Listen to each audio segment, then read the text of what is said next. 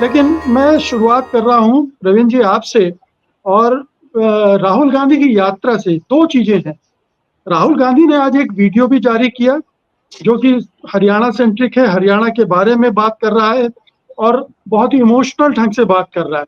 और अब हरियाणा में वो जा भी रहे हैं। तो जो प्रचार कहा जा रहा है कि राहुल गांधी प्रचार में नहीं आ रहे हैं, क्या ये जो दो वीडियो इस दौरान उन्होंने किए हैं उनका क्या असर है, और अब जो रैली करेंगे उसका क्या असर पड़ेगा कांग्रेस के परफॉर्मेंस पर? जी नमस्कार मुकेश जी। देखिए, ये जो वीडियो है ना, डंकी की बात हो रही है, ये हरियाणा का जो करनाल इलाका है, जहाँ से मुख्यमंत्री नायब सिंह सैनी जीते थे, ये इलाका ऐसा है जो अब नया जालंधर बन गया है।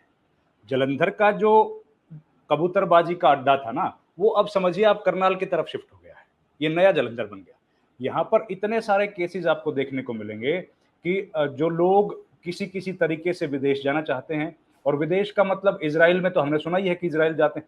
इराक, सीरिया जैसी जगह पर भी लोग जाने के लिए तैयार हैं। यूक्रेन। और इस पर Syria Syria sir, Iraq, Syria, Libya, Ukraine, सब जगह जाने के लिए तैयार हैं। और लोग गए हैं इस इलाके से और डंकी के रास्ते जाते हैं। कितना खतरनाक वो इलाका है। और इसी वजह से इन इन लोगों से वहां पर कि लोग उस तरीके से ना जाएं और उनको सही रास्ते पर लेके जाएं, सस्ते में लेके जाएं।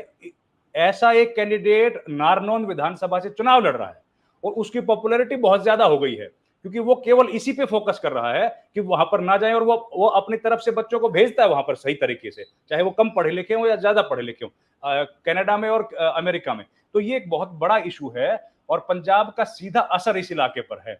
और इस इलाके के लोग भी अब 10वीं और 12वीं क्लास के बाद एमए बीए नहीं समझते, वो आइलेट्स और टॉफेल समझते हैं कि 10वीं 12वीं कर ली, उसके बाद टॉफेल करो और विदेश चले जाओ, आइलेट्स करो और विदेश चले जाओ। अगर नहीं कर सकते हो, पढ़ाई में कमजोर हो, तो डंकी का रास्ता है। उसमें आपको पैसे ले लेंगे, वहां जाके आप किन्हीं भी परिस्थितियों में 6 महीने में 1 साल में पहुंच जाओगे, उसके बाद वापस मुड़ के देखना नहीं। ऐसे ही एक परिवार के साथ राहुल गांधी मिले थे और उस परिवार का उन्होंने जिक्र किया। आज ये परिदृश्य जो है ये नेशनल मीडिया पे आया है। इसके पहले ये खबरें कभी नहीं आई थी, लेकिन लोग इससे बड़ा भारी वहां तकलीफ में है, बड़े भारी परेशान है, क्योंकि लोगों के पास रोजगार है नहीं सर, और नौकरियों की कमी सारे हरियाणा में लगातार बढ़ रही है। 2 लाख खाली नौकरी पड़ी। सीएमआई का डाटा 37% हम लोगों को बता रहा है कि बेरोजगारी की संख्या यहां पर बढ़ी है। तो ये तमाम ऐसे बड़े मुद्दे हैं जिनका सेंसिटिविटी है, लोगों पे इमोटिव इश्यूज हैं, इमोशनल बड़ा असर पड़ रहा है। और यही मुद्दे राहुल गांधी ने उठाए हैं और उसी से मिलता जुलता ट्वीट आज प्रियंका गांधी ने किया है, ताकि अब इससे एजेंडा सेट होता है कि आने वाले विधानसभा चुनाव में बीजेपी जो कांग्रेस पार्टी जिस एजेंडे पर काम करेगी वो है युवाओं की नौकरी। हमने पहले भी जिक्र किया है, सीईटी एक एग्जाम शुरू किया था हरियाणा सरकार ने, कॉमन एलिजिबिलिटी टेस्ट। उसमें 2021 में एप्लीकेशन फॉर्म्स लिए, 12 लाख बच्चों ने एप्लीकेशन फॉर्म भरे, 8 लाख बच्चों ने एग्जाम दिया। और आज 2024 में हम लोग लगभग खत्म कर रहे हैं इस साल को, एक बच्चे की अपॉइंटमेंट नहीं हुई है, किसी ने अभी तक ज्वाइन नहीं किया है। 25,000 छात्र आज इंतजार कर रहे हैं कि उनकी भर्तियां हो गई हैं अलग अलग नौकरी में, उनको ज्वाइनिंग लेटर नहीं मिल रहा। जो नौकरियां सरकार ने दी हैं रोजगार कौशल विकास निगम के नाम पर, उनमें आरक्षण नहीं है, उनमें योग्यता नहीं है, उनका कोई टेस्ट नहीं हुआ। पिछले दरवाजे से जिसने जिसको चाहा भर्ती कर लिया और उसके बाद उनको परमानेंट करने की बात हो रही है। परमानेंट का मतलब समझ लीजिए अब क्या है। परमानेंट का मतलब हरियाणा और केंद्र सरकार जो परमानेंट करती है वो नहीं है सर। उसका मतलब है कि जो बेसिक सैलरी मिलेगी, अगर 1 लाख रुपए सैलरी मिल रही है, बेसिक सैलरी 50,000 है, उसमें 3% डीए हर साल ऐड होगा बस, उसके अलावा कोई सुविधा नहीं। बेसिक सैलरी पर 30 साल का लड़का 28 और साल तक नौकरी करेगा और उसका इतना परसेंट 3% बढ़ता रहेगा। इस तरह की सरकार की योजनाएं हैं जिनकी वजह से हरियाणा में रोजगार बड़ा मसला है, किसानी यहां पर खत्म होती चली जा रही है, जोत लगातार घट रही है। शहरी इलाकों का हम रोज बात करते हैं। इसी वजह से ये जो इलाका है कि मुख्यमंत्री का इलाके में दिक्कत क्या है, इस इलाके में ये दिक्कतें हैं। और शहरों का हालत हम लोगों ने देख ली है, शहर के लड़के पलायन कर रहे हैं, गांव के लड़कों के पास रोजगार नहीं है, वो सीधे विदेश जाते हैं। अगर वो पढ़ाई लिखाई में उतने ज्यादा अच्छे नहीं है, आइलेट्स वगैरह पास नहीं कर पा रहे, तो डंकी के रास्ते जाते हैं। तो पूरे हरियाणा की स्थिति ये है सर। और इसी वजह से राहुल गांधी का ये जो वीडियो है ये खूब पॉपुलर हो रहा है, लोग इसको देख रहे हैं और उसी से मिलता जुलता ये ट्वीट किया गया है। अब कल प्रधानमंत्री की रैली है, 25 तारीख को रैली है। पहली रैली का हाल हमने देख लिया था। दूसरी रैली में प्रधानमंत्री इनमें से किसी इशू पर अगर बात कर पाए तो मुझे लगता है बीजेपी के लिए एक बहुत बड़ी जीत होगी, क्योंकि मुख्यमंत्री तो गायब हैं, जो पुराने मुख्यमंत्री थे 9.5 साल काम करके, वो तो एच.जी. वेल्स के उपन्यास फुटप्रिंट्स विदाउट फीट की तरह गायब हो गए। लोग उनको ढूंढते फिर रहे हैं। वो कभी पंडाल में पाए जाते हैं, कभी किसी बैंक्वेट हॉल में सभा करते हैं, लेकिन उनको लोगों से मिल नहीं रहे। कभी बुद्धिजीवियों को वो लोग संबोधित करते हैं। ये बुद्धिजीवी हरियाणा के हैं, जिन हरियाणा के लोगों को मुख्यमंत्री कहते थे कि कंधे के ऊपर कमजोर हैं। आज हरियाणा में बुद्धिजीवी मिल गए उनको, जब चुनाव आ गया है तो आज उनको वो एड्रेस कर रहे हैं। मुख्यमंत्री जो थे 9.5 साल तक, उनका पोस्टर से कुरुक्षेत्र में रैली हो रही है, उनका पोस्टर नहीं है सर। बार बार राव इंद्रजीत कहते हैं कि मेरे से बड़ा ओबीसी नेता कोई नहीं है, मैं मुख्यमंत्री बनूंगा। अमित शाह जाके कहते हैं कि लोहारू का विधायक जो 6 महीने में कांग्रेस की सरकार गिरा देगा, जेपी दलाल, मुख्यमंत्री तो वो बनेगा।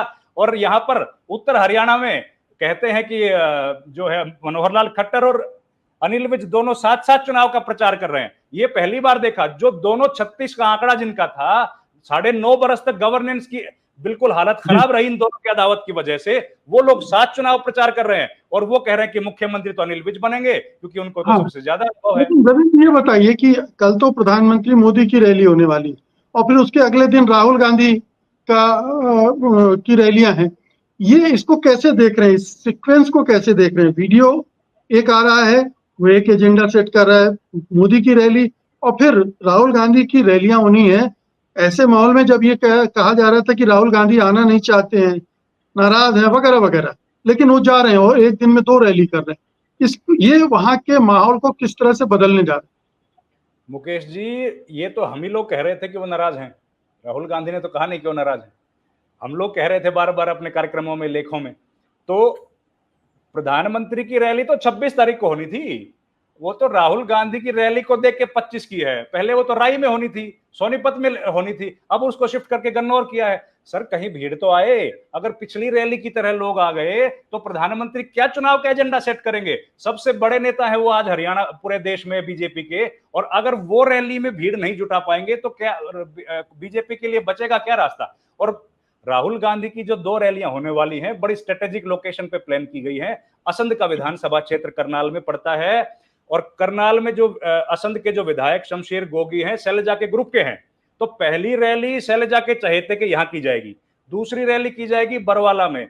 बरवाला से रामनिवास घोड़िला विधायक पहले रहे हैं, इस बार चुनाव लड़ रहे हैं, ओबीसी समुदाय के नेता हैं, भूपेंद्र हुड्डा के खास हैं, जाट बेल्ट में रैली है। इससे बड़ा संदेश कोई पॉलिटिकल पार्टी क्या देगी? 2 रैलियां, दोनों मुख्तलिफ इलाकों में रैलियां और अलग अलग जाति बिरादरी को टारगेट करते हुए रैलियां, दोनों बड़े नेताओं के इलाकों में रैली कर दी। इस बात से यह स्पष्ट कर दिया कि शैलजा का कद बीजेपी कांग्रेस पार्टी में खूब बड़ा है, भूपेंद्र हुड्डा का कद कहीं छोटा नहीं है। दोनों नेता साथ खड़े होंगे, संदेश अपने आप चला जाएगा। ये वही स्थिति हो जाएगी जो राजीव गांधी ने अपनी जीप में बंसीलाल और भजनलाल को एक साथ बिठाया था, वही स्थिति यहां पर दिख रही है सर। बिल्कुल।